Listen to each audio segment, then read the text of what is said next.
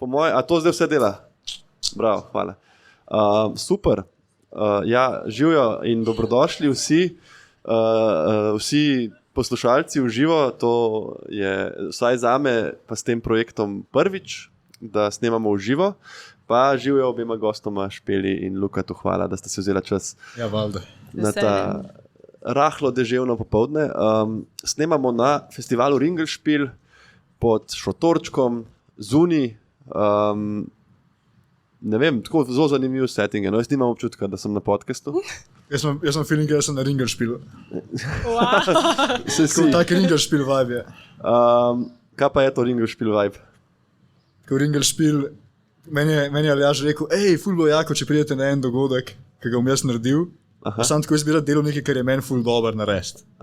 In sem rekel, kaj pa je to? En festival, kjer bo ful dobre muzike, folk bo obleke prodajal, a dajte pa še vi z Geistom prijeti, ja, pa nekaj naredite. Ne? Sem rekel, se pravi, gremo nekaj delati, ker nimamo pojma, kar je, pa delamo prvič, da best, smo zdravi. Pač.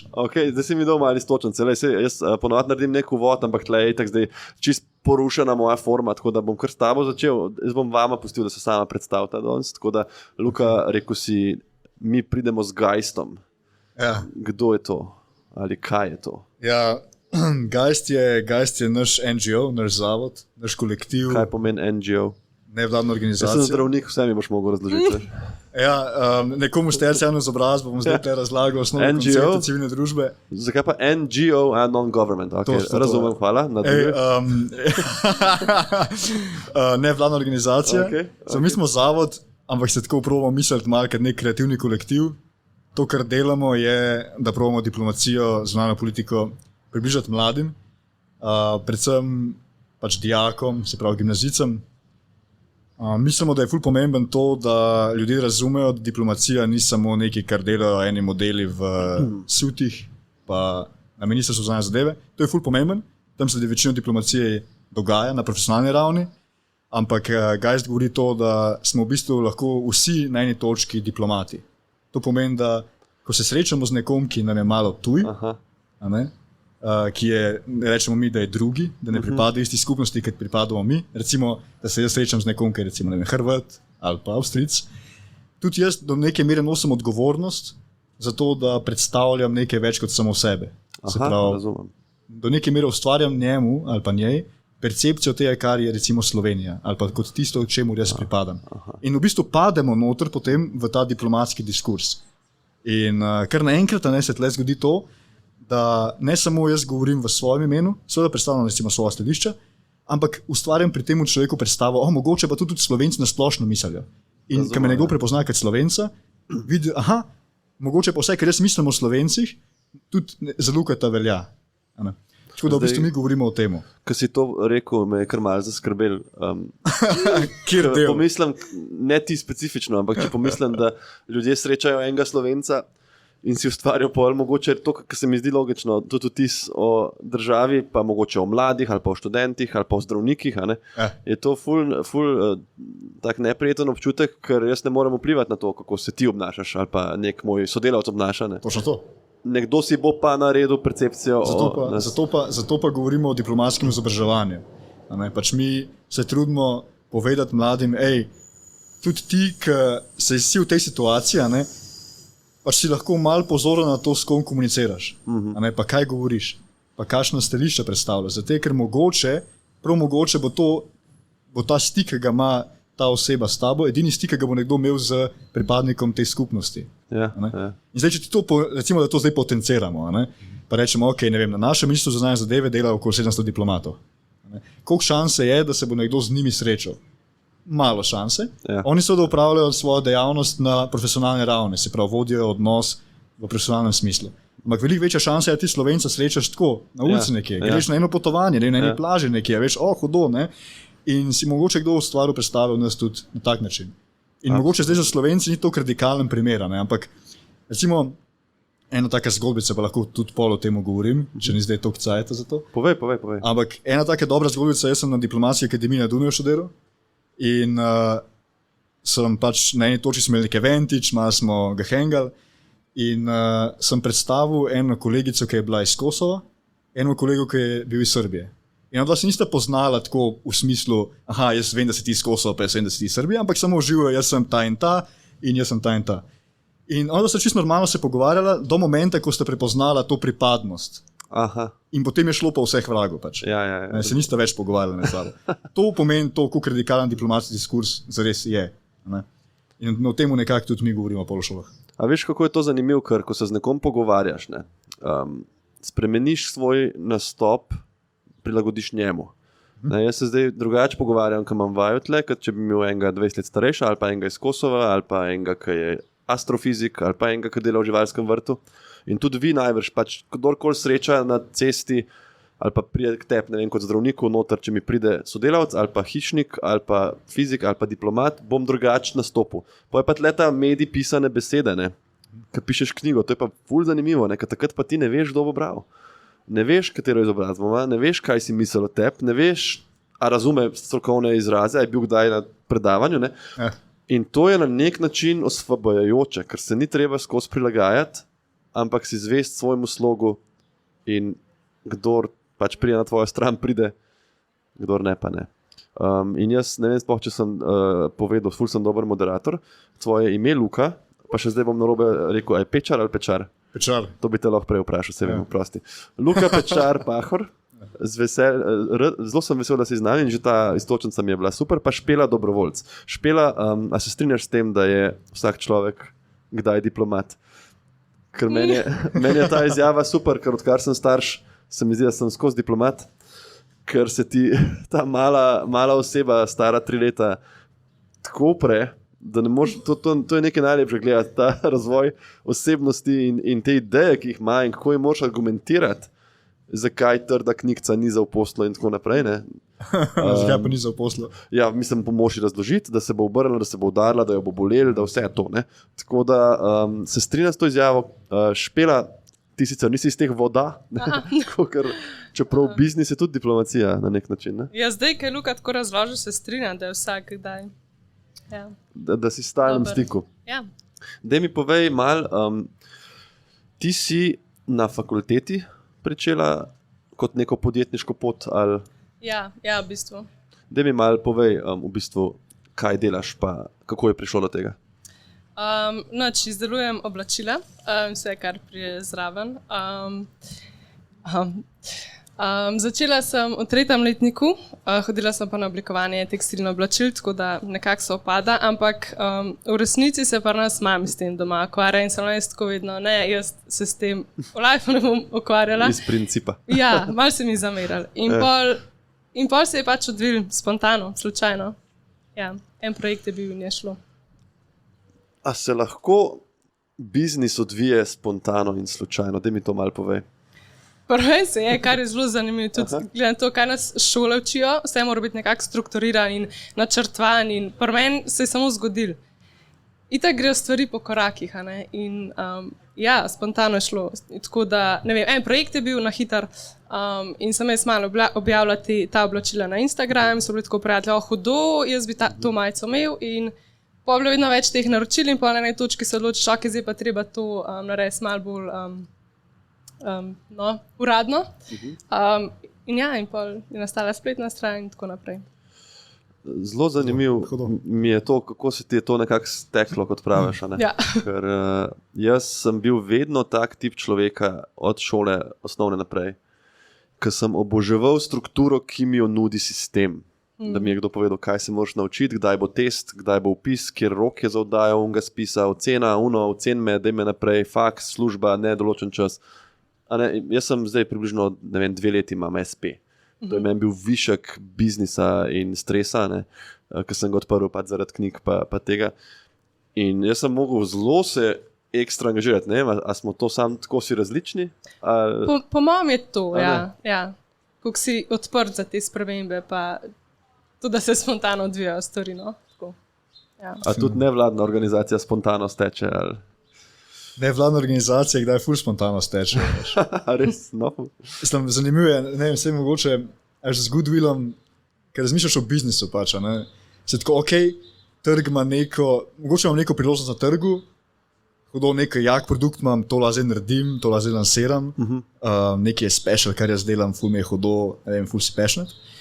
Pri NGO-jih, pri nevladnih organizacijah hvala. Pri nevladnih organizacijah je pa tako, da v bistvu je definicija nekega problema v družbi tista, ki potem driva oziroma te spodbudi k temu, da se s tem ukvarjaš. Se pravi, pri Geistu, se pravi, pri temu inštitutu Geist, o katerem mi govorimo, je bilo to tako, da je ideja zrasla iz moje magistrske naloge, ki sem na Dunaju opisal, ker sem pač ugotovil, da v bistvu mi na gimnazijah in v osnovnih šolah o diplomaciji in o zunanji politiki sploh ne govorimo. Pač tega ni. Zdaj imamo tle mi publiko, in bi lahko jaz tako vprašal, koliko ste vi kaj o diplomaciji govorili, veš, v osnovni šoli pa gimnaziji, in bi folk najverjetneje rekel, ne, ful velik. Pa razlog za to je pa naslednji. Prvič, tega koncepta ni niti v enem učbeniku, mi smo vse pregledali, v enem učbeniku tega koncepta v Sloveniji, tega ni v učnih načrtih. Se pravi, naš driving force je bil tle, dajmo o temu več govoriti, dajmo narediti eno spremembo tle. Pol pa vprašanje seveda, kako to narediti, da ne bo folku totalno cringe. Se pravi, da ne bomo prišli v šole pa govorili, ok, diplomacija je ful pomembna, ali pa vi se morate temu učiti, zakaj je to pomembno, bla, bla, bla. Tako nekako je bilo nekaj organsko, ampak vsem za razliko od biznisa, pri nevladnih organizacijah je tle poanta v temu, da fokusiraš se na en problem in kako ga potem reševati. In tukaj ni driving force, koliko bomo mi od tega zaslužili, pa kaj bomo od tega mi osebno imeli, ampak kakšno spremembo lahko naredimo v družbi. In te lahko mi govorimo o fuljenih nevladnih organizacijah, vsi najverjetneje poznate Inštitut 8. marec in kaj oni počnejo. In podobne nevladne organizacije imajo resen cilj in potem ne glede na to, kaj bo to za njih pomenilo osebno, finančno, grejo v zadevo in probajo narediti eno dobro spremembo. Tukaj recimo zdaj to, da se borijo za dostopen splav po celi Evropi. Podpišite peticijo. Ja, to je res blazno važno, ker se mi zdi, da sploh pri nas je tudi malo taka polarizirana družba, da čim neka stranka podpre neko inicijativo, tudi če je inicijativa sama po sebi dobra, tako izgubiš nasproten pol, ker more a priori se kao postaviti proti. Recimo zdaj je tudi, trenutno se zbirajo podpisi ene peticije, ki jo je vložil hkrati več društev, dejansko sestrska zbornica, zbornica zdravniška, pa mislim, da še lekarniška. To bom dal tudi pol v opis epizode, kjer se zbira podpise za to, da bi se spremenil zakon in bi se kvalificiral napad na zdravstvenega delavca kot napad na uradno osebo.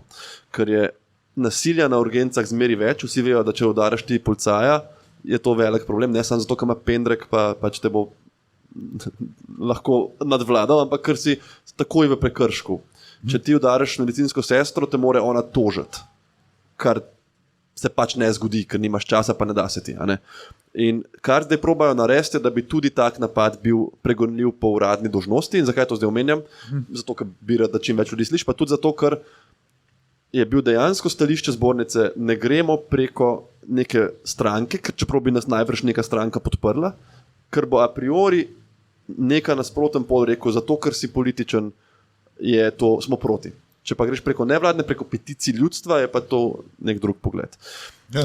Ampak tle je ta razlika z biznisom. Povej mi, Goodwill, to si ti omenil, to je firma, Špela, Goodwill, firma oblačil. Koliko na začetku, ko šele vidiš zametke v teh projektih, koliko sploh razmišljaš o tem profitu oziroma o tem denarni situaciji? Najbrž moraš vseeno, ne? Ja, priješ do neke točke, ki si tako, ok, na začetku je to tako glih tok, da ti lahko naprej investiraš, rabiš denarja, pa tako, ok, zdaj pa treba, sem počasi pa fajn, da začnem s tem služiti, spet iz tega razloga, da lahko naprej investiraš. Prije sam do tega, da vedno večji so ti stroški, ki jih moš pač pokriti, ne. Pa se mi zdi, da je kdaj a priori ljudje ne marajo, če kdo služi na način, da se to vidi. A veš, kar se mi zdi toliko neumno, ker ne more biti biznis, ki pač ne dobi denarja. Ja. Pač to ne obstaja, ampak pa imaš, ne vem, ljudje se zgražajo nad menijem, nad ceno menija Ane Roš, recimo, ki je top 10 kuharjev na svetu. Ne? Sam v tem intermecu se je želel ful dežvati, če se bo Davida slab slišal, zato ker je želel ful lit na ringu špilu.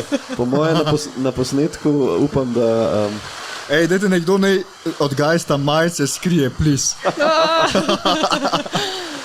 Ja, Timotej, da ste. Okay. To je zelo zanimiv vibe za snemati podcast. Sploh ta zvok na šotoru.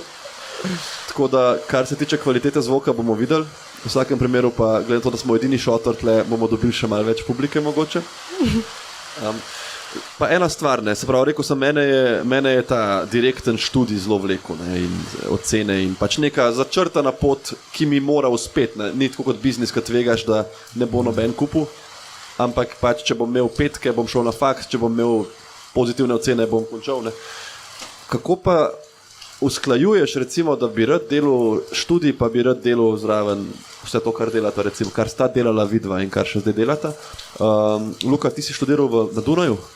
Ja, jaz sem najprej tle naredil dodiplomski študij na FDV mednarodni odnosi. Pa sem pa odločil, da mogoče stiči z kariernega vidika, pač jaz sem se odločil na ene pol poti mojega dodiplomca, da ok, diplomacija je moj passion, to bom delal, to me veseli in ful bilo fajn imeti eno izkušnjo mednarodno in sem rekel, ok, gremo na Dunajsko diplomacijo akademijo, to je dobra šola. Pa sem to zaključil, ne? Jaz sem začel guys delati, v bistvu sem bil že po študiju, sem že bil zaposlen. Okay. Ti si pa začela med faksom, ne? Ja. Ampak si ti je malo povezval, če razumem, prav smerjo študije, oziroma zelo povezval. Ja, v bistvu, glede zaradi faksa se je zgodil to, zaradi enega projekta, ampak tudi naš faks je bil pač tako na simpel, da imaš komod lahko zraven še neke projekte, pa začneš kaj svojega, ne? Imam res odvisno od faksa, tudi medicina je malo drugačne. Ja, zihar, sam recimo mene so zelo strašili, ko sem se upisal na faks, da je to so moje zadnje poletne počitnice, pa samo učil se boš pa tako in jaz nisem imel nikoli toliko dolgih počitnic kot na medicinski fakulteti, nikoli, v srednji šoli, v osnovni šoli, sem imel 3 mesece frej, pač narediš izpite v prvih rokih, imaš frej do oktobra, ne, in pol septembra greš na morje, ni gužve, ker pač nobenega ni razen študentov. Tako da se mi zdi, da vedno se da, ne? Vedno lahko najdeš nek čas.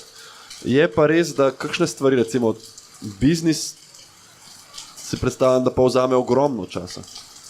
Spet je stvar, ki v bistvu postopoma raste, ne? Ni tako, da bo zdaj pa kar na začetku boom, se mi zdi, da glih s tem razlogom, ker mogoče boom je takrat, ko si ti pripravljen na to, se mi zdi, mislim, jaz verjamem v to, da se zgodi takrat, kaj namenim, da se zgodi. In isto je bilo tle, pač meni počasi raste, vse sem tudi na začetku delala, ne vem, 4 ure na teden, sem posvetila temu, cunjam, pa pač počasi vedno več. Cool. Ja, ne vem, mislim, če se malo navežem na to, kako pač nekaj handlati time, ne, kako handlati čas, pa sploh pri začetkih, ne, projektov. Meni se zdaj pri inštitutu ful pomemben, da si res vzamem veliko časa, preden to idejo začnem govoriti ful širšemu krogu ljudi, ki bo potem potencialno delal v tem. Da je zadeva res izpiljena. To je tudi ena taka stvar, ki se mi zdi na splošno, pa tudi biznis začetki dosti pomembna, ne? Da ti ne skočiš noter in si spol tako, ok, mi že delamo neki, ampak zdaj se moramo naučiti plavati. Pač. Ne, mi smo kontali vse, razumeš, David, pač mi smo kontali to, kakšen logotip bo bil, kako bo izgledal, kako bo ti s narisan, kakšen krogec bo noter, kakšne barve bo, a bomo imeli na Instagramu komunikacijo o full uradnem jeziku, ki ga noben ne bo bral in gledal, ali bomo pač govorili v nekem čudnem ljubljanski preproščini, ki je tudi noben noče slišati, ampak vsaj je naša, a ne, treba, da smo si verodostojni. Pač to so bile vse stvari, ki smo jih premišljevali, veliko prijem je sploh folk skonto, aha, čakaj, vi delate nekaj. Pa zdaj, da to rišem nekako časovno, ne vem, to je trajalo 10 mesecev, samo predpriprava tega, prijem smo imeli prvi javni dogodek. A veš? Ja, pa se mi zdi, da to je nujno, če hočeš mlade dobiti na svojo stran. Ker tudi Instagram specifično se meni zdi, da more biti infotainment, ne samo information. Ti imaš lahko samo informacije na nekem kongresu ali pa v šoli, a ne? Nekaj, kamor ljudje konec koncev grejo po samo informacije. Ko pa ti odpreš Instagram, ga redko odpreš, da bo zdaj se nekaj bistvenega naučil, ampak pač ti tudi, če hočeš, recimo klikneš mene, ker hočeš nekaj o infektologiji izvedeti, ne pričakuješ, da bom imel slajde pa pač nizal dejstva, ampak tudi to, kar poveš, mora biti na zabaven način, kot si rekel, ni treba, da je knjižni jezik in z nekimi šalami vmes in to kdaj vidim, da kdo, ki proba kakšen brand preko tega tržati, dejansko ne razume tega.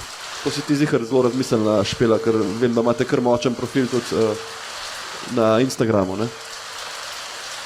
Mislim, pri meni je malo drugače, nisem nikoli z besedami rabila tako delati, ampak bolj vizualno. Mislim, da je to tudi pritegne ljudi pri meni, ker mislim, ni una klasika v studiu fotkan, mogoče malo dolgočasno, ampak je pač res postavljen v lifestyle, v življenje, v ne vem, hribe, naravo. Tako. Se pravi, naredila si nekaj drugače. Ja. Ker to je zelo važno, se mi zdi. To je zelo važno pri teh stvarih, ki so nasičene. Ne? Zakaj toliko ljudi recimo gre v to, razkril bom, kar še nihče ni povedal. Ne? Vsi vam lažejo, ne vem, dermatologi me sovražijo. Ti imaš tu fore na internetu, ko greš na 24 ur, pa pol tako skolaš dol, pa tako, vaš zdravnik vam noče povedati te skrivnosti. Ja, noče. Mi imamo sestanke, kjer se zmenimo, kjer skrivnosti ne smemo povedati. In pol en na Instagramu to ugotovi, ne? In to je to trženje. In zakaj je to tako? Zakaj se bo pojavil en, ki bo rekel, vsi vam lažejo, paradižnik povzroča raka? Zato, ker če boš ti videl 12. nutrition profil zapored, ki isto govori, paradižnik je zdrav, boš rekel, dobro, lej, a veš, milijonih je, kdo si ti, ne?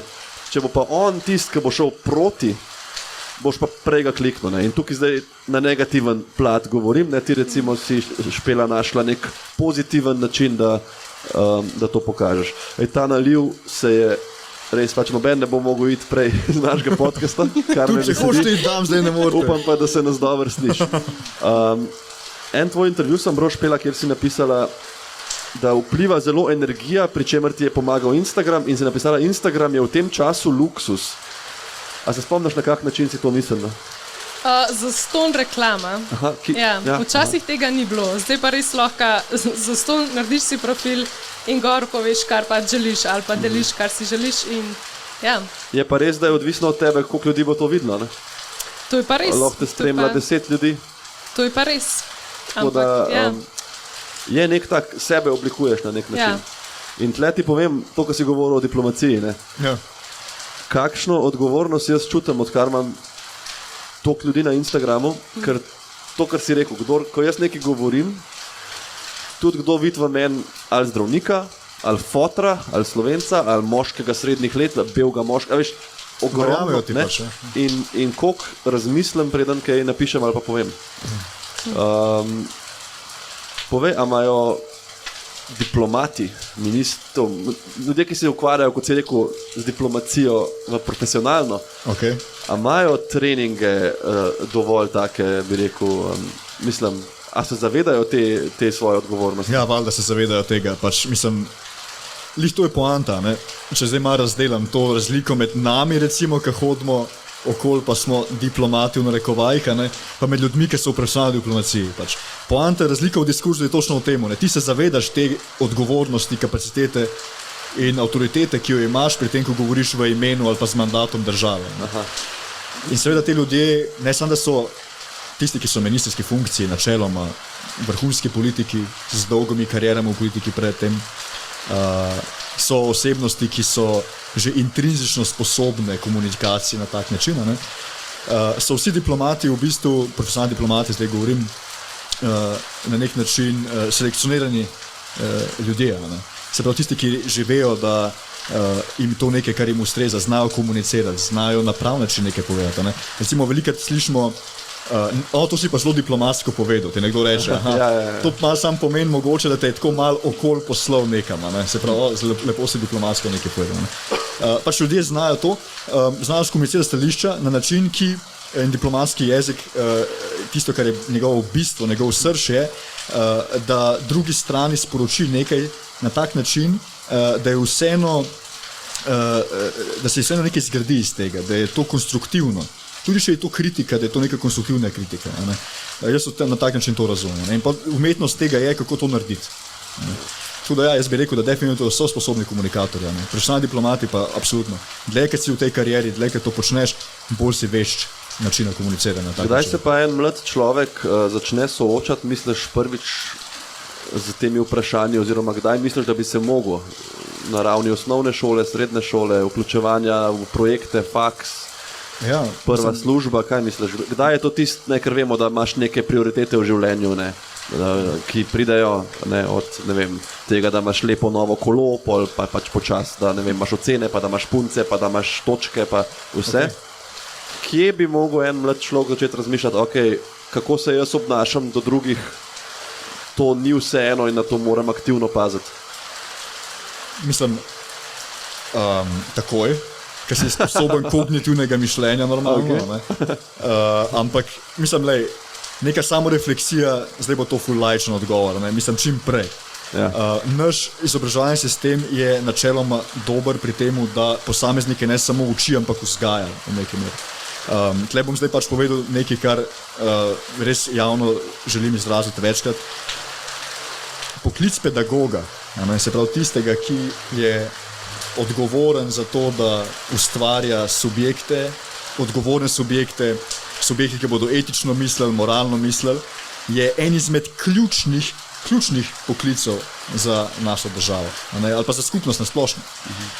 To niso ljudje, ki samo pridejo v učilnico pa na nekaj razlaga, to so ljudje, ki nas vzgajajo. A veš, mi se spomnimo naših učitelj, tiste, ki so na nekaj veliko dali, recimo.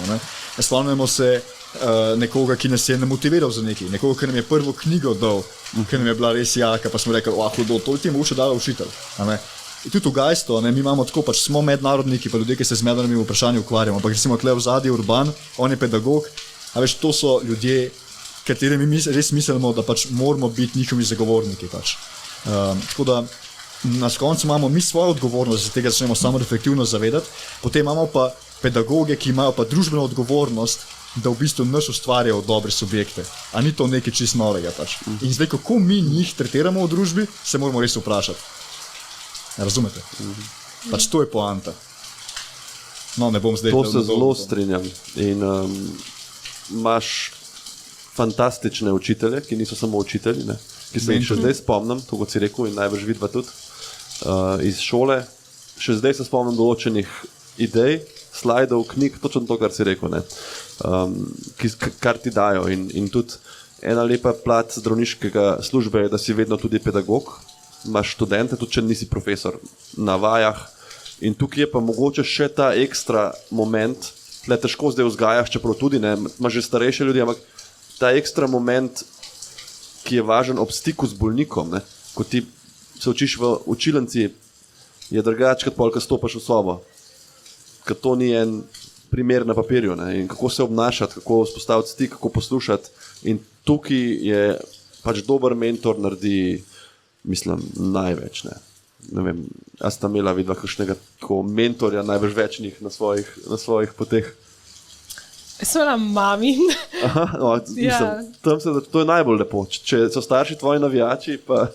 Ja, mogoče je najlažje, res, kaj doma. Drugače tako v šolah pa bolj slabe izkušnje. A res? Ja. Ok. Ne vem, mislim, da je pomemben, a veš, tle se zdaj neka streha podela. Ingerspiel. Ok, intermezzo. To je najbolj dinamičen podcast. Najbolj dinamičen podcast, ki smo ga snemali z Davidom. Ne, jaz bi rekel, bi tako, imamo mentorje, pa imamo vzornike. In pač, ful velika razlika je med tistimi ljudmi, ki jih imamo sam tako kot vzor, pa tisti, ki so nam res mentori. Jaz bi rekel, da temeljna razlika tle je, vzornik je nekdo, ki lahko nikoli ne spoznaš v lifeu. In si sam tako, hudo, ta model mi je nerealen. Pač. Recimo, ne vem, jaz, ki sem igral basket, sem bil tako, Kobe Bryant je the shit. Pač. Jaz bi rekel, da je tako, kot Kobe. Ali pa ne vem, ker sem začel ukvarjati z diplomacijo, s politiko, sem tako konstantno poslušal govore določenih ljudi. Razumeš, tako, ne vem, na playlistu sem imel, kaj sem, od Luthera Kinga 11 ur speechov, recimo. Sem pač to poslušal. Ne vem, kar se tiče Gajsta, ki je malo bolj kreativen kolektiv, bi rekel, Tylerjeva muska mi je fuljaka. Hudo mi je, kako on dela stvari. To pol. In pač nekaj mešanice tega. Pa imaš pa mentorje, ki so pa tiste osebe, ki imaš pa ti dejanski stik z njimi. To je, ta te pa res vzame v roke in ti nekako vodi skozi proces.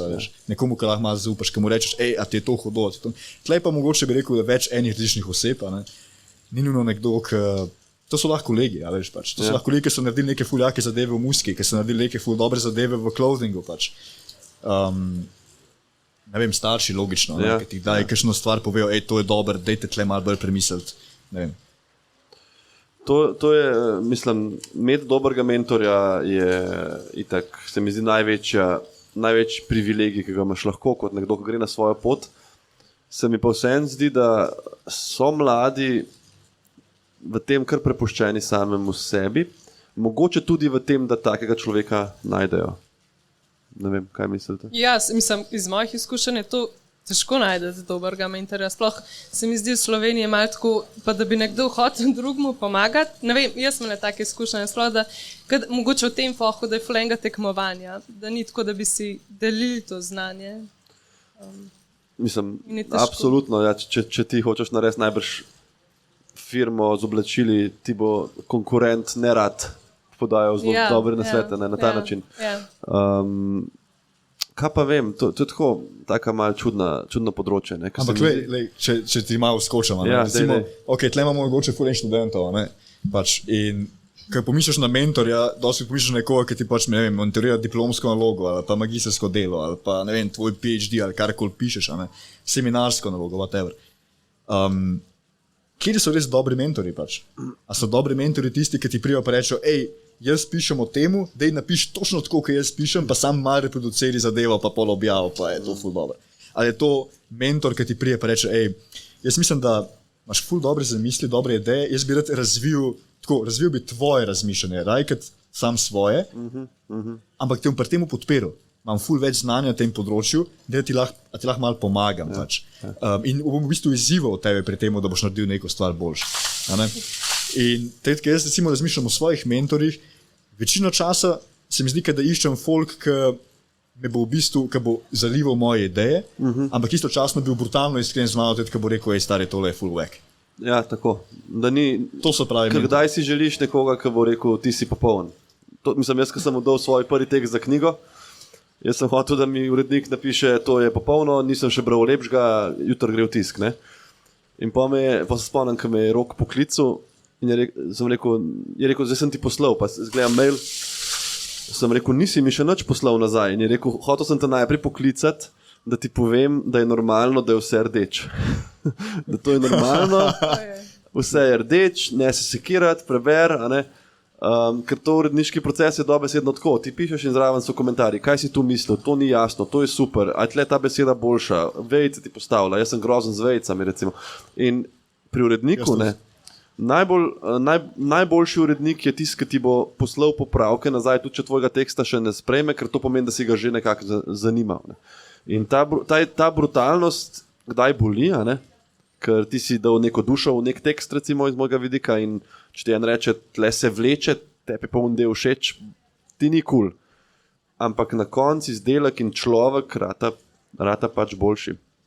Ja, definitivno, valjda. Ja, aktivacija mladih, torej ob študijske dejavnosti. Vse pohvale moje gimnazije Šentvid, ki je imela jih res, mislim, kaj sem jaz tam vse delal, ne vem, kako sem sploh naredil gimnazijo, ampak...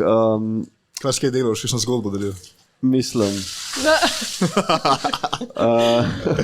Zdaj dajmo Davida v neprijeten položaj. Pa še tle me zalivajo. Ja, mislim, jaz sem sodeloval pri dramski skupini, bil sem član filozofskega društva. Takrat je bilo zelo cool, če si bil tako malo zamorjen intelektualc. Tako da ti je malo moril svet, da si malo bil kvazi žalosten pa razočaran, pa si bral neke filozofske tekste, pa tako, ki jih nisem takrat še čist razumel.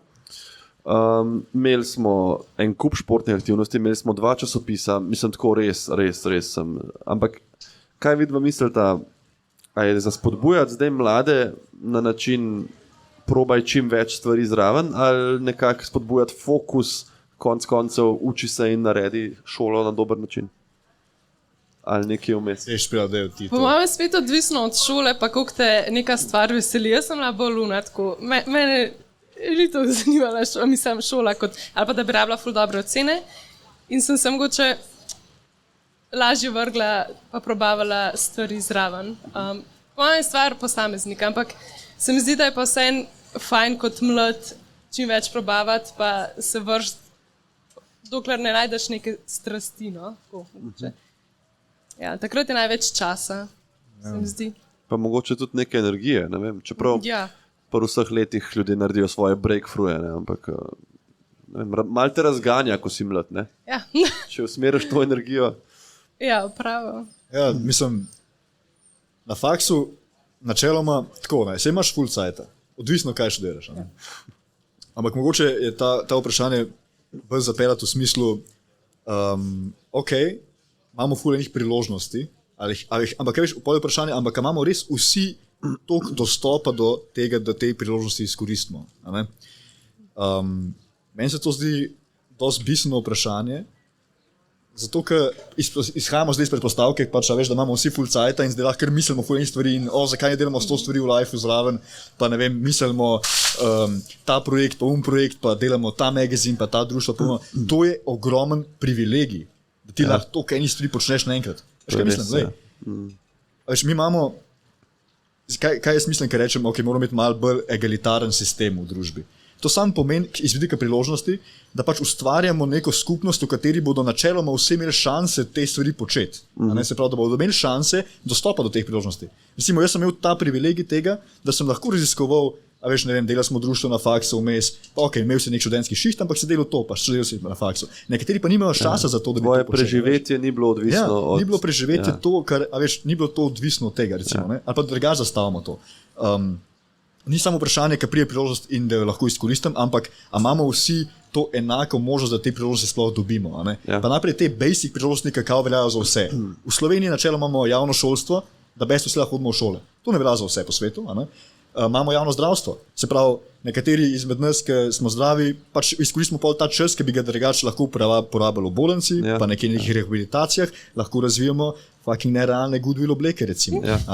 A veš, ali pa delamo svoje projekte, filmamo svoje podcaste, recimo. Če bi bili bolani, pa bi mogli svoj denar vlagati. Tako dobro govoriš, da... Pink Mike.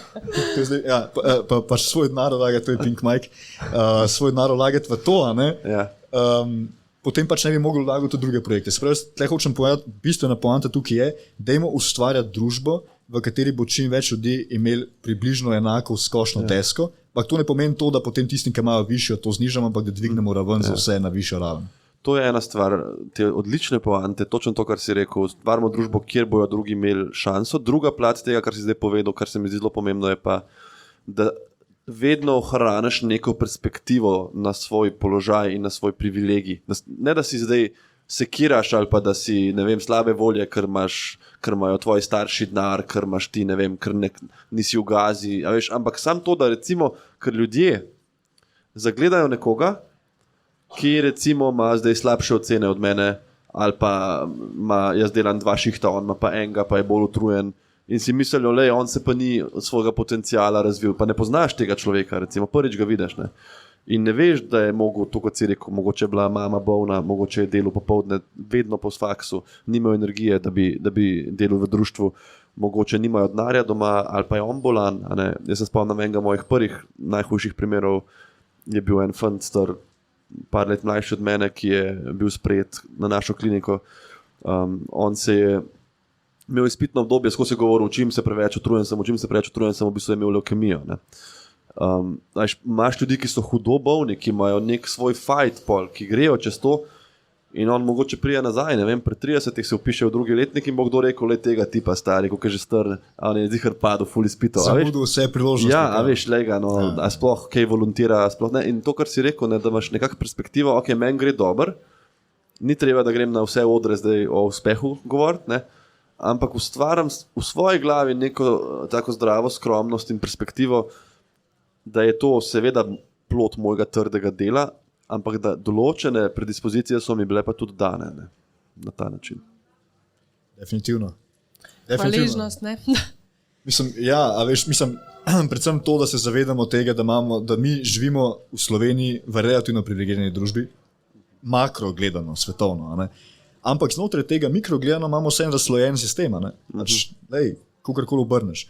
In ker se recimo politiki sprašujejo o tem, a bi mogli biti zdravstvo privatno, pač, kaj da bi naredili malo več privatnega zdravstva. Se vprašaš, ok, vse načeloma bi to lahko dobro funkcioniralo, ampak kaj bo to pomenilo za tistega, ki je pacient, ne?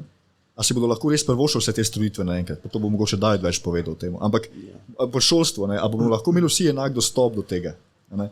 Učbeniki so dragi, ne moramo iti vsi na ekskurzije, ali pa ne moramo iti vsi na ekskurzije, pa take stvari, pač, ko govorimo o priložnostih. Ali pa, ne moramo iti na ta dogodek od tega društva, ali pa jaz ne morem si prvošati, da grem, ne vem, potvati tja, pa spoznati te osebe, pa mogoče ves ta network ustvariti, ki je drugi mogoče čist samoumeven, da ga imajo. In mi, ki se pogovarjamo pač v Sloveniji o teh zadevah, bi mogli resno misliti to, da mislimo malo bolj skupnostne cilje. Malo bolj skupnostno mislimo to, ker na koncu to pomeni kaj? Če bomo vsi imeli več tega, bo za vse nas boljš. Če bomo pa sam tekmovali na koncu, pa sem rekel, tam ima boljši network, tam v network, pa to neka skupnost nam za to skrbela, recimo temu država, mesto, whatever, pa to ni tako okej. To, da imamo mi zdaj študentski kampus tukaj, je odraz tega, da se misli skupnost. To, da imamo mi, ne vem, ustanove, ki mlade povezujejo, ki mogoče prehajajo iz malo bolj neprivilegiranih družin, to je community. O tem govorim pač. In mislim, da tam se te priložnosti ustvarjajo za mlade. Jaz zelo trdno verjamem, da s tem, ko daješ in deliš, se ti to obrestuje.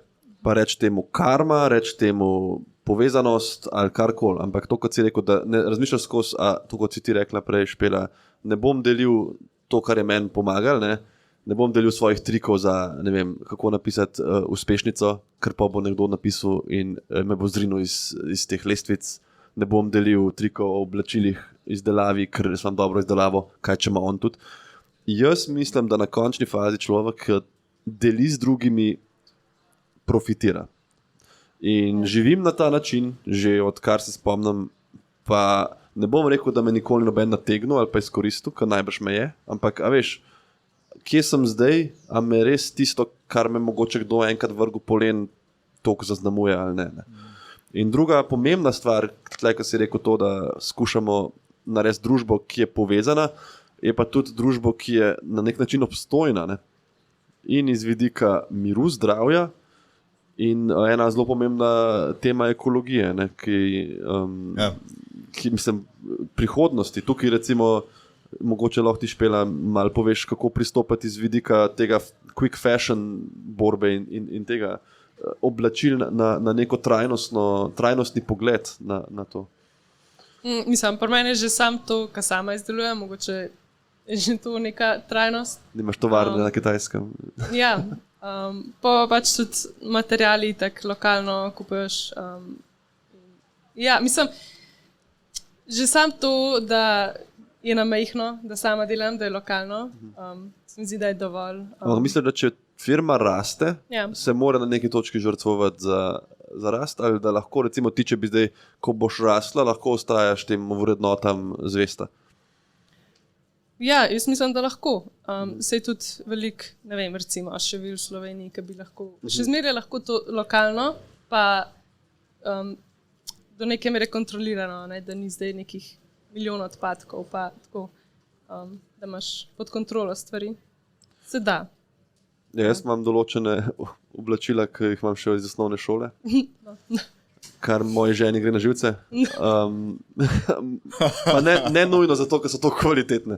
Ampak recimo, to hočem reči, imam pa neke Primark majice, ki sem jih imel 4 mesece gor, pa so spremenile barvo.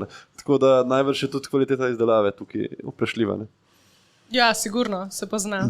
Pa to je kaj reguliran, recimo, a ti lahko znotraj te specifične industrije, s katero se ti ukvarjaš, a so kakšne regulacije glede tega, kakšne barve lahko uporabljaš, kakšne odpadke lahko proizvajaš, karkoli tazga? Nikoli nisem šla tako globok. Verjetno je kakšna ta regulacija, če hočeš dobiti razne certifikate. Ja, ampak nisem šla nikoli tako ni toliko strogo globok. Ne. Moj bratranec se zelo ukvarja Izidor se zelo ukvarja z tem vprašanjem trajnosti podnebnih sprememb in tega. Ampak ko se nekdo toliko ukvarja in poglobi, kot se on, rata že malo strašljivo ga poslušati. V kakšnem smislu? Toliko enih stvari, ki sploh ne pomisliš, da so problem, postanejo problem. On je prišel enkrat, smo imeli neko družinsko kosilo, on prije čez vrata, in tako me pogleda in prav, a res, David, je že živčen, vse sem pripravil, da on je vegan, vse sem imel, on meni banane, resno, in jaz joj, Banane iz tam si dobil, a res, ali kaj? Ne iz tam, sam banane, vprašaj. In jaz sem bil že tako, easy, oprosti, nisem vedel, kaj pa je z bananami, ne, in pa mi je razložil, sem že za malo pozabil, kar mi je žal, ampak o tem, kako je to eno od teh sadežev, ki največjih problemov pri tem mednarodnem shippingu in proizvodnji. No. Ampak take stvari, veš, ne razumeš prej. Jaz vem, da je bolj, da furam hibrid kot pač dizel, veš, ampak se mi zdi, bolj, ko se poglabljaš, več stvari vidiš, kar lahko še izboljšaš. Ja, mislim, vprašanje podnebnih sprememb, ekologije, vedno govorijo, ja, to bo vprašanje vaše generacije.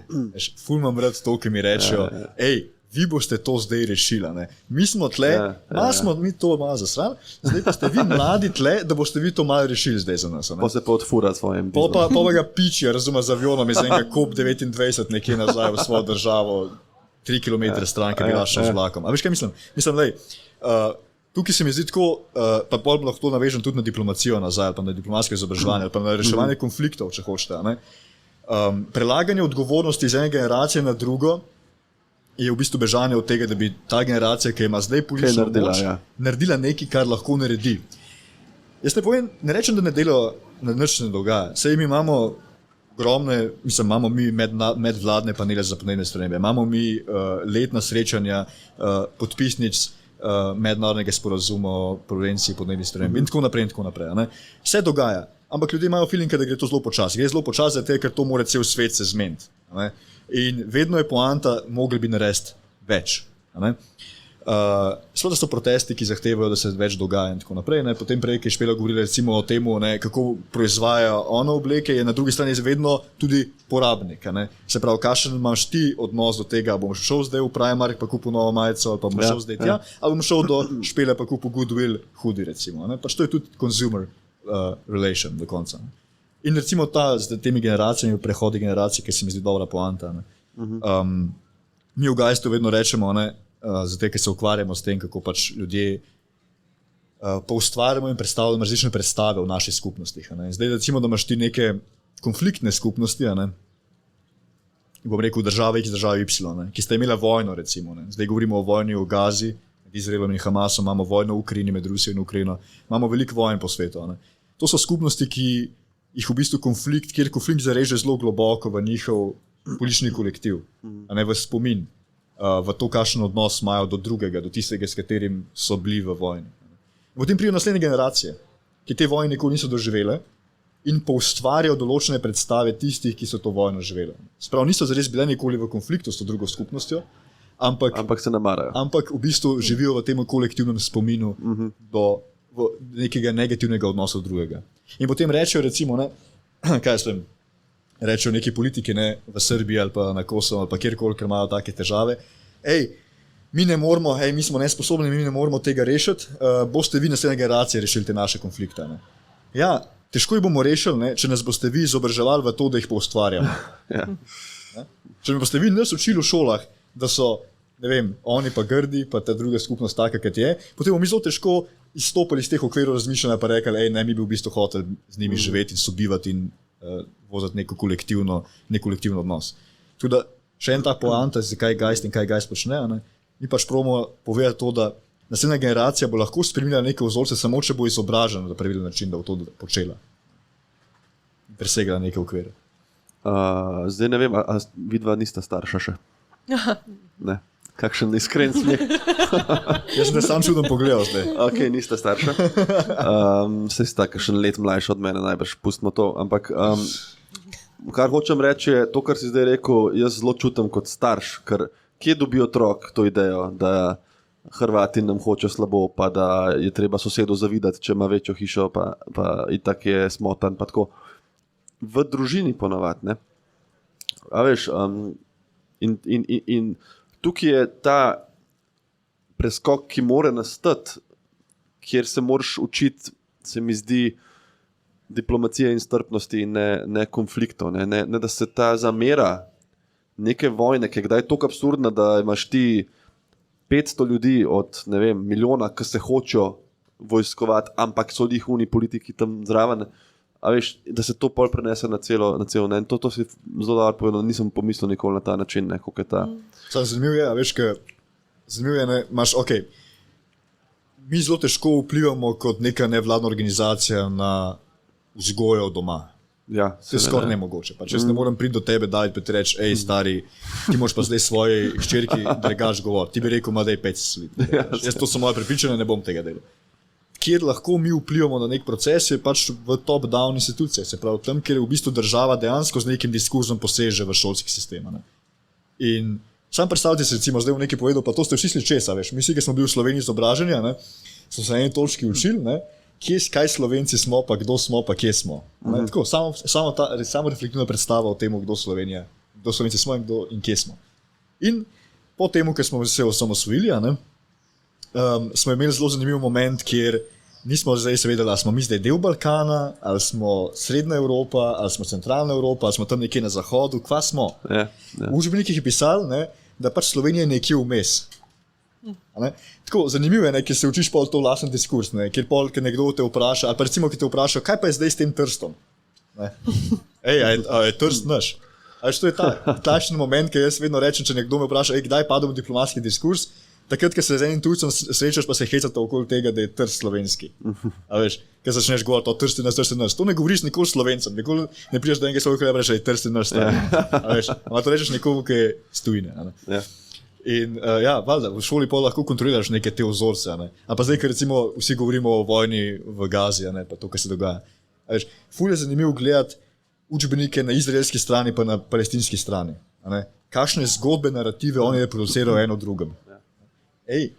Ko pomisliš pa to, gledaš se tako, ni šanse, da bi naslednja generacija, če bodo oni to zavestno reproducirali, dejansko lahko sobivala. Pa sploh ne govorimo o tem, kaj se dejansko na konflikt v nekem vojnem območju dogaja, ampak dejansko kaj se dogaja v izobraževalnem sistemu. Tako da, vzgoja izobraževanje. To je res, ja. Težko vplivaš v tisti ključni jedrni skupnosti, kjer je družina, ker to bi mogel vzgojiti pač 400,000 ljudi. Mislim, da s tem, ko ti v šoli vplivaš na ljudi, ki bodo nekoč starši, lahko vplivaš na te celice, na drugačen način, kot da priješ k meni domov pa rečeš, da druge stvari prepovej pa to, ne? Ampak jaz, če bom vzgojen dober strani svojih staršev in šole in vsega, s čimer prijem v stik, bom pač boljši v tem, kar delam. Izpostavljanje na tak način zihar povleče za sabo tudi nek stres, vsaj menga je zagotovo. Čim sem se pokazal malo bolj tako na socialnih omrežjih. Zdaj, ker je to podcast umetno slanarjenje, se podobno vprašam, kako se s tem spopadata in na kak način počivata in na kak način se sprostita po eni strani biznis napornih dneh, po takih pogovorih. Ja, meni to izpostavljeno bilo kar izziv, ker sem introvert kot oseba. Tako da, ampak je zanimivo. Vsakič me je taka stvar malo stres. Vedno, kar se zgodi živo, to Instagram ni tak problem. Pač. Se tudi ne izpostavljam. Tako tam, ja. Te stojnice, mogoče pop-up dogodki, pa take stvari v živo. So malo bolj stresne, ampak je vedno ful lepo. Ko začutiš pol to energijo, pa ljudje, pa ne vem, vedno na koncu toliko lepo, da me v bistvu napolne. Zares ne rabim neki počitka od tega. Meni sam na začetku. Težko. To je zelo lepo, da to, kar delaš, da ti je toliko prijetno, da v bistvu, ker jaz recimo ne bi mogel pisati, če mi ne bi to bilo ekstremno prijetno, ker sem že toliko utrujen od službe, da če bi mi bil to del. Sej to. Ja. In to, da ti med službo ne razmišljaš, kako bi se pol spočil, je v bistvu. V bistvu se napolnejo te stvari, ne? Ja, top. Luka, si kdaj pod stres? Diplomatsko odgovoril. Ne vem, ful bi rekel, tako je špela rekla, pač sej, ne vem, ful je pomemben to, da mislim, to je zdaj spet neka taka laična fora, ampak če už delu ena stvar, ki si ful passionate za njo, recimo tako, ki je zame gajstvo, tako, ki je zame moj poklic v diplomaciji, pol ti res težko delati tega, mislim, ti ni težko se res delati tega. To še ne pomeni, da stres ne pride zraven.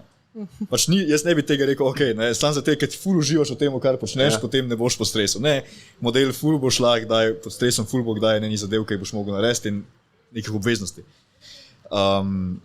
Zdaj, težava rata glih zaradi tega, ker ti je ta stvar toliko všeč, kot je. Jaz mislim, da je bolj sprošen mogoče folk, ker pač ne vem, reče, ok, cool, mu je malo vseeno, ne? Malo uživam, ful mi je dober šiht, ko lahko 8 ur delam to ali pa nekaj in pol bom šel domov in se bom sprostil, malo bom šel na prehod s psom, malo bom z bejbo hangu, ne vem kaj, tretja, ne?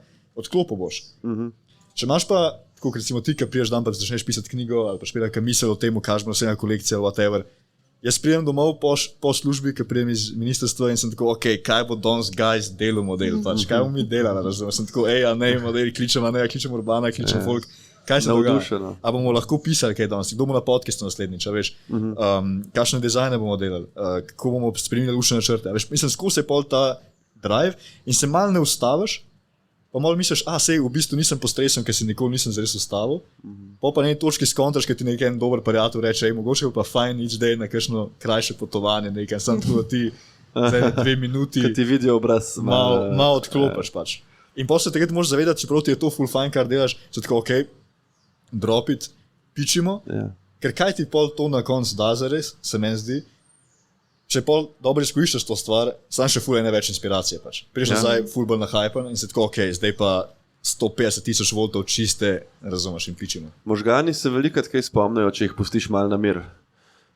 Jaz kolesaram rad z musko, kar vem, da je ne zelo varno, pa najbrž tudi ilegalno, ampak... To te lahko globijo za to, ampak vse ok. No, to sem mislil, ja. Ampak kadar pa ne kolesaram z musko, pa dejansko dobim kakšno idejo za kakšno novo poglavje ali pa za kakšen lik, ali, mislim, kreativa mi laufa, če pustim, destimuliram svoje možgane.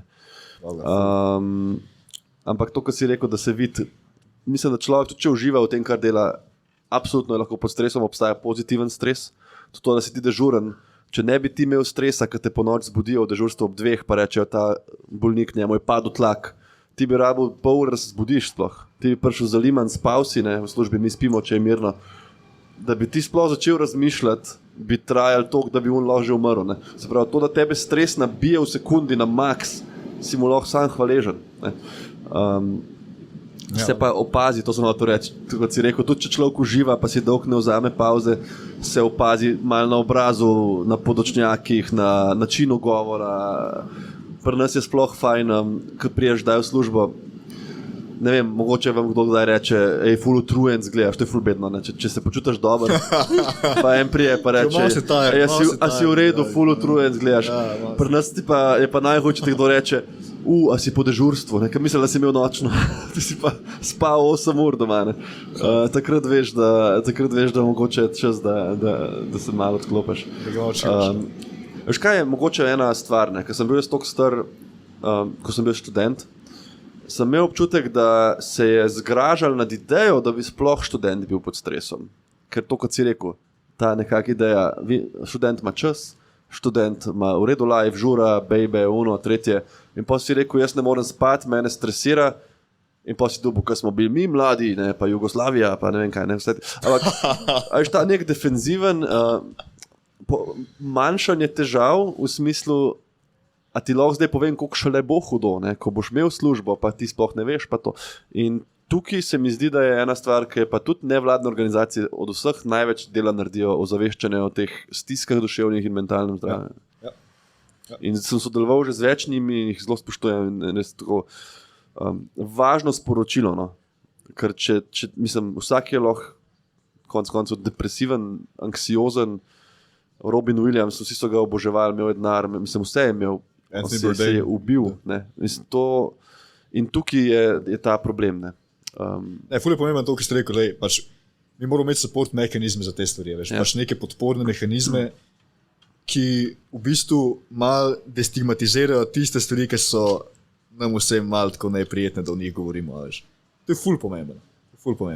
Predvsem v teh momentih, kjer vsi pričakujejo, sej boš shendl, stari, sej, a veš, ni bed, pač sam mal bolj stisen, a veš, ne vem, kaj je že bilo na njih volitvah, je nek kandidat za poslance rekel, duševno zdravje ni problem, le sam pejt malo v štalo, pa malo skidi, ne, ali pa pejt v fitness ali nekaj, a veš, mislim, what? A veš, kaj mislim, what? Govoriti o tem na način, ki destigmatizira, pa ti pove, stari, ni čist okej je, če se kdaj počutiš anksiozen, če se kdaj malo počutiš, da stvari ne laufa najboljš, govor o temu, a veš, tako, pač probi se odpreti do neke mere. Če hodite na psihoterapijo ali pa na karkoli ali pa na neko pomoč, hodo. To pomeni, da si človek, ki si sposoben, pač veš za to in si šel že do ta step. To je že drugi korak. Prvi korak je to, da se sploh odločiš, pač, da greš na ta step. Jaz mislim, da mogoče te stvari, ki si jih ti omenil, način komunikacije, diplomatske in način zavedanja sebe, svoje moči, da to že niža stres, ker imaš odnose boljše. Ne vem, se mi zdi, da dobri odnosi pomenijo pač nižji stres a priori. Ne, se ne vem, a ti imaš Špela zaposlene v firmi, si sama? Ja, sama. Aha, nimaš še. Ne še. Ja, viš, to se mi zdi, da je ta velik korak, ki sem te sprašal pri rasti najbrž, ne? Kdaj povabiti, ker ekstra folk je dobesedno naslednji korak, pa velik napredek, ampak vsak človek je dodaten stres, ne? Ja, pa po mojem je tisto, kako najdete primernega, pa da človeku zaupaš, velik korak. Tu sem, mislim, ne vem, zdaj pri iskanju novih ljudi, a ne. Jaz ne vem, ti si sama zdaj še vedno gudim. Čak, sama furaš ta brand cel. Sik. Ja. To je ful hudo. Ker nas v Gajstu je pač, ampak to so nevladne organizacije, mogoče pač rabimo več tega, ne, ni toliko straightforward, kaj počneš, a ne. Ampak, ne vem, zanimivo je to, nekaj me pač malo vpraša, kdaj je folk, vi ste tako že od začetka isti ljudje, a ne. Tako ne, stari, pač mi smo se zamenjali vmes, a veš, mislim, ful ljudje je prišlo, ful ljudje je šlo. Vse je bolj kaj ne baziran pri temu na prostovoljstvu, pa na zanimanju. A ne. To je vse en passion project od vseh nas. A ne. Vse delamo druge stvari zraven in to je tisto, kar delamo zato, ker nam je pomemben, pa ker nam je dober. In logično na eni točki bo pač nekdo rekel, stari, ne vem, tako kot Aljaš recimo, Aljaš, a ne, je bil tudi pri Gajstu na začetku in je ful pomagal pri temu, a ne, in zdaj model dela Ringelspiel. A veš, pač pa ful eni drugi zadev zraven. A ne. Pol imaš, ne vem, ljudi, ki so prišli, pa so rekli, ful smo se drugače predstavljali to stvar, hvala, ki si nam dal to šanso ali pa neki, in jaz sem tako, da best, hvala, ki si pomagal. Razumeš, to je bil tvoj čas namenjen nekemu projektu, ki smo ga mi skupaj buildali. Ful pomemben. Mislim, da najbolj pomembna stvar pri temu, kad delaš s kolektivi, ki so prostovoljsko, ki so bazirani na prostovoljstvu, pa na temu, je, da mora biti vibe načeloma najbolj dober. Pač. In da se vidijo v temu, da imajo feeling, da pač dejansko tudi oni sami nekaj naredijo in se v temu vidijo. In jaz nimam nobene problema s tem, da mi reče, meni to ni več toliko cool, kot mi je bilo na začetku. Sem tako, model, ful dobro smo delali skupaj do te točke, hvala. Če ti kdajkoli spet sede dela z nami, prid nazaj, zato je bilo ful dobro.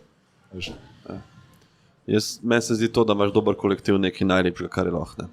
Res. In tudi na kliniki jaz vidim, koliko jaz rad delam, kadar sem na oddelku, kjer se štekamo, kjer se lahko zafrkavaš kdaj, kjer se podpiraš.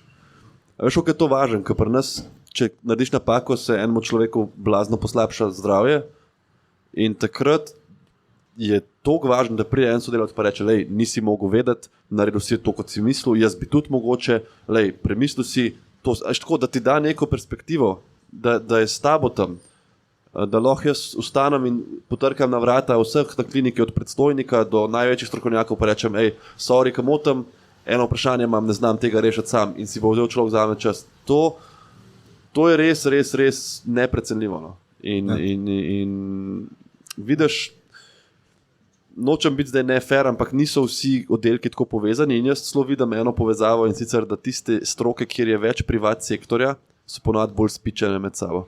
To je nekaj vprašanje, tako ful random vprašanje. A imate vi tako team building v bolnišnici?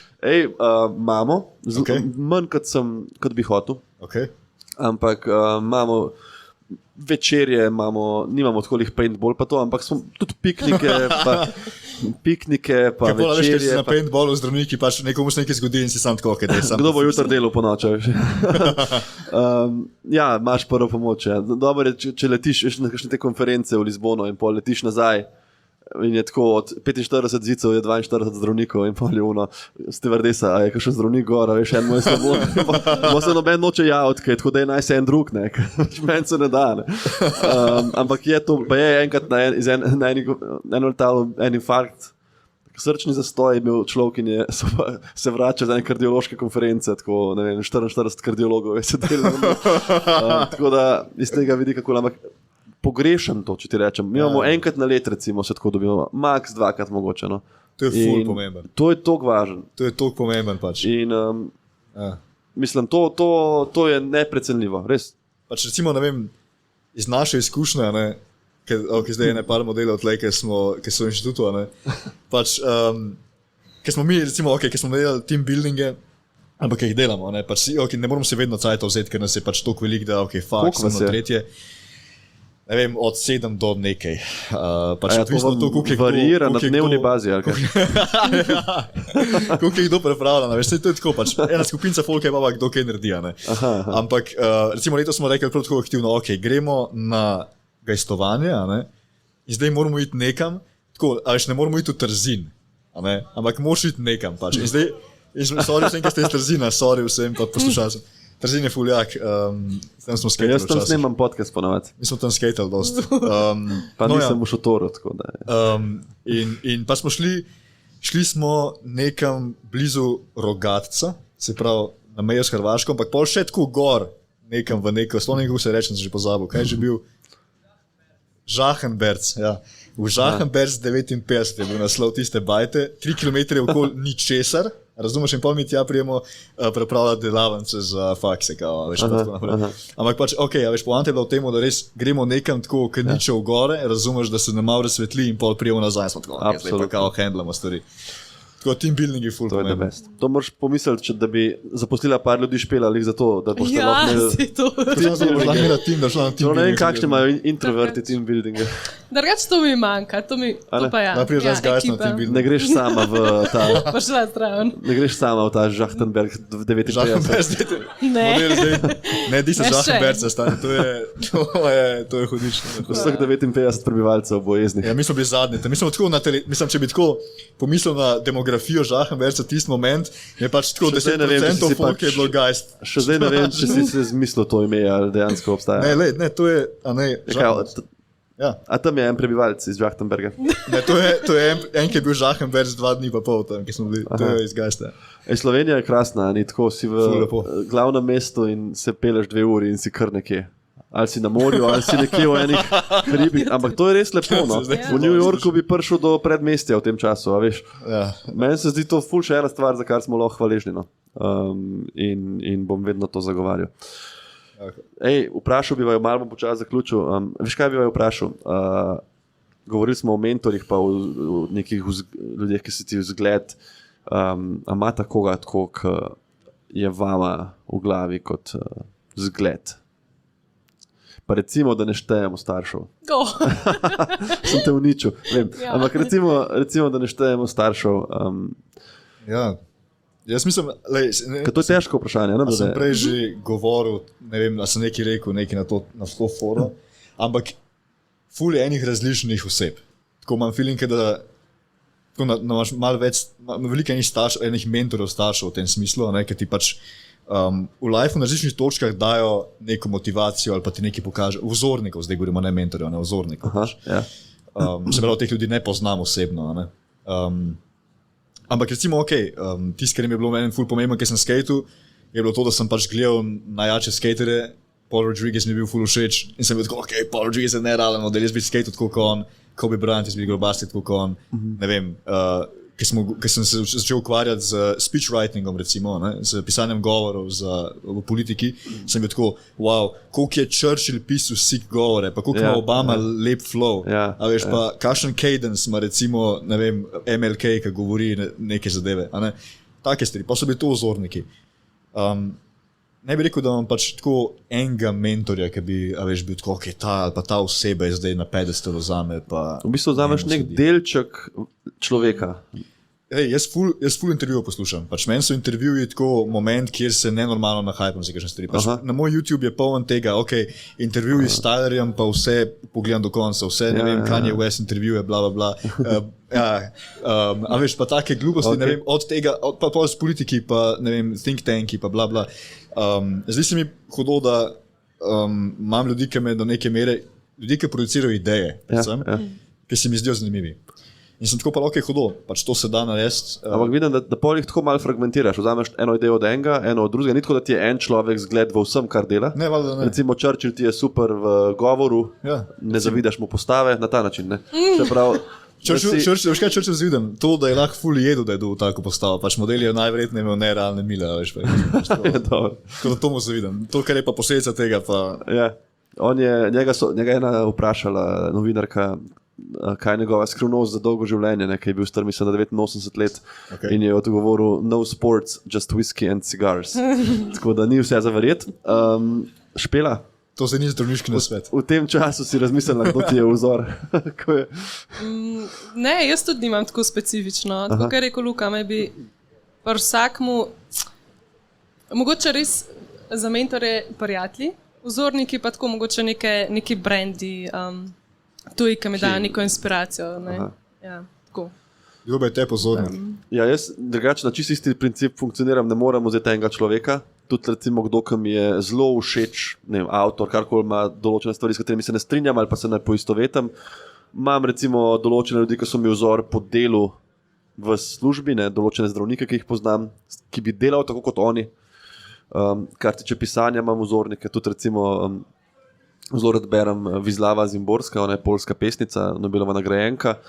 In obožujem njeno poezijo. In pa so ona, ko je dobila Nobelovo nagrado, so jo recimo vprašali, zakaj tako malo piše, ker njen celoten opus je bil neki 300 pesmi. Ne?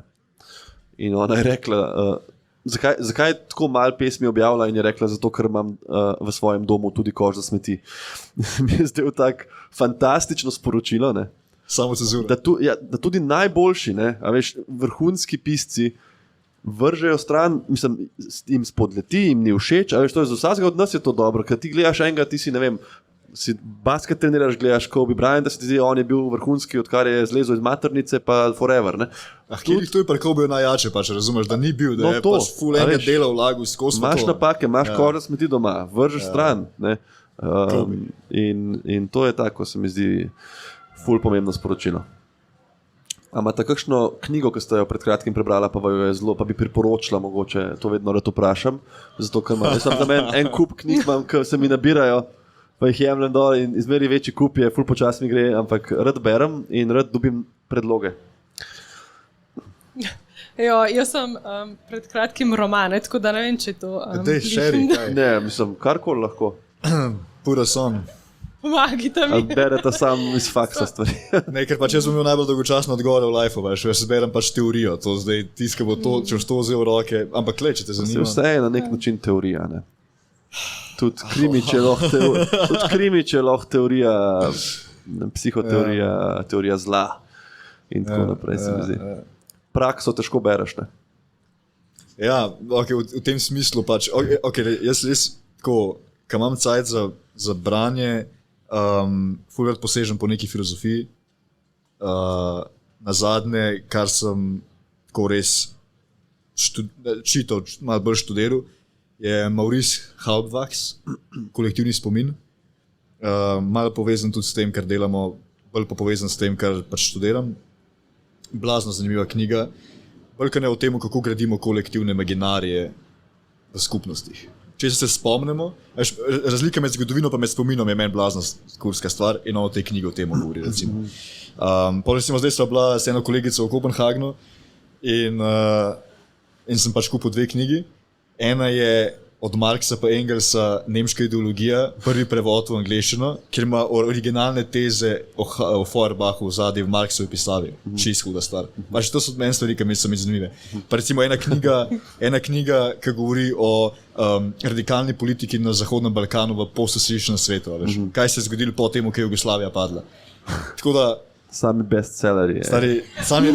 To je tisto, kar na mladinski knjigi imaš tako umetnost lenarjenja oziroma življenje, kako ima znanost življenja, pa pol to. Hegla. Hudo. Ok. Špela. Nimam pa sploh se zdaj ne spomnim. Mi boš poslala SMS, prosim. Ker teh Lukatovih iskreno najbrž ne bom dodal na svoj seznam. To si dan prinesel enkrat, pa sem tako začel. Ja, z veseljem. Jaz sem rad knjige tudi tako na knjižnih policah, tako da jih malo gledaš, pa so lepe. Sploh pa hvala, da ste se nam pridružili. Upam, da ne samo po sili razmer, ko se je ulil dež, ampak iz iskrenega užitka. Hvala vama obema. Rad se pogovarjam o temah, o katerih ne vem veliko. Tako da vidva sta bila zdaj, potem ko sem imel 2 zdravnika zapored kot gosta, tako zelo pretres mojega, bom rekel, breath of fresh air. Kakšne stvari je težko prevesti, pa ne govorim, da so bili moji prejšnji gosti dolgočasni, ampak pač področje, ki mi res, mislim, ne V katero poznam. smer bi pa zdaj šel z gosti? V katero smer bi Ja, šel? v katero smer, kaj recimo so gosti, ki jih še nisem imel, pa se tako vajk, to bi res Veš kaj, to je malo tako, kot smo se pogovarjali prej o branding. Ne? Tudi podcastov je zdaj v resnici zelo velik in vsakega dela se mora malo vprašati, kaj je njegova niša, kako je on drugačen. Ne? Jaz lahko dobim goste iz stroke, iz zdravstva, ki jih poznam in ki bojo prišli, če jim rečem, in ki jih znam spraševati na način, da je zanimiv. Ne? Tako da verjetno bo naslednji gost, imamo gledan že en zdravnik, imam pa še par takih malo bolj odštekanih idej. Sam to je vedno tako. Mal čas, mal koliko imajo ti ljudje časa. Ne? Zdaj sem imel z našo predstojnico pogovor, tako zaposlen človek, da dijo pametne, ampak sva se uskladila. Krasen pogovor. Tako da, ne vem, rad se pogovarjam. Ja. Mislim, da so treba. Mi imamo pregajstvo, imamo en podcast isto. Kako se pa imenuje? Naivni duh. Kako? Naivni duh. Naivni duh. Ja. Jaz bom vse te stvari dal v link obvaju. Ampak... Ja, no pač počekajte. Poanta, mislim, Boris, ki je tle zraven, Boris ga vodi. In pač cela poanta je bila tako z Borisom, ki se začel o tem pogovarjati, a veš, je bilo tako, jaz sem imel podcast o diplomaciji pa zunanji politiki, ki bi se pogovarjal o teh zadevah, a ne? In se bilo tako, kdo bo to vodil, a ne? In jaz sem pač Borisu rekel, ti bi bil perfekten za to, zato ker si ful radoveden človek, odlično vodiš stvari, nastopaš, ampak nimaš blagega pojma o diplomaciji, stari. Ti nimaš pojma o tem. In pa si bolj radoveden. In to pomeni, da lahko res sprašuje karkoli. Pač, to, kar recimo bi, meni se zdelo tako, ne moram tega vprašati, ker mi je že tako malo čuden je, da sprašuješ, je pa on tako, Danilo Terek, daj mi to povej, pa to povej. In pol pač, in to je hudo, ker pa ima goste, ki v bistvu... Razumem te, to, da se ne spoznaš na neki, je mogoče celo boljš, ko se o tem pogovarjaš. Ne? To je pa zanimivo stališče. Meni je najbolj pretresla, ko te otrok začne spraševati stvari. Ne? Mene je ta mala, ki je bila stara 2 leti, vprašala, kaj je umetnost. Zato, ker je pač nekaj čečkala in moja mama je prišla zraven, navdušena babica in je rekla, to je umetnost, ne? In ta mala jo je gledala. Ne? In pa je mene vprašala, kaj je umetnost. In mislim, kako odgovoriš na to, a veš, pa ipak hočem neko pametno stvari povedati, ne? Kot oče. Ja, takrat je bila 2. Dobar, ti zelo ne začenjaš temi razpravami. Nisem vedel, pa smo zvečer, mi smo na morju, ne? Zvečer, ko je zaspala, smo se usedali jaz, pa moj fotorežiser, pa moja mama plesalka in smo tam debatirali, ne? Kako bi se to sploh odgovoril. Googlali smo definicije umetnosti. Tako da, mislim, zanimiv, kako te otroci tako spremenijo. Ne? Ja, definitivno. Hvala vam še enkrat. Hvala tebi. Jaz sem zelo užival.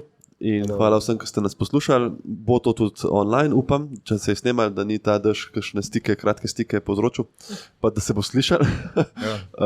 Če ne, mi je bil pa tak prijeten večer tle v vaši družbi. Tako da hvala, pa se vidimo spet še kdaj.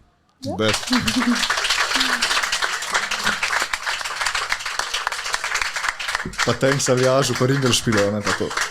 Ja, za gostovanje, za opremo. Zato smo ga lahko malo hengel.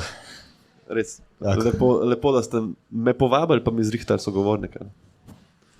Da je to prvič, da nisem jaz zbral sogovornika.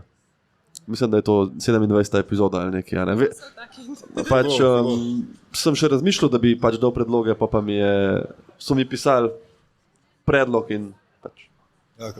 In kako ti je to? Zanimiv. Edin ful več sem se mogel pripravljati, veš, ker ponovadi na neko temo, ki jo že poznam, zberem. Jaz sem pa šel iz nule. Ker tako zdaj od drugine strani.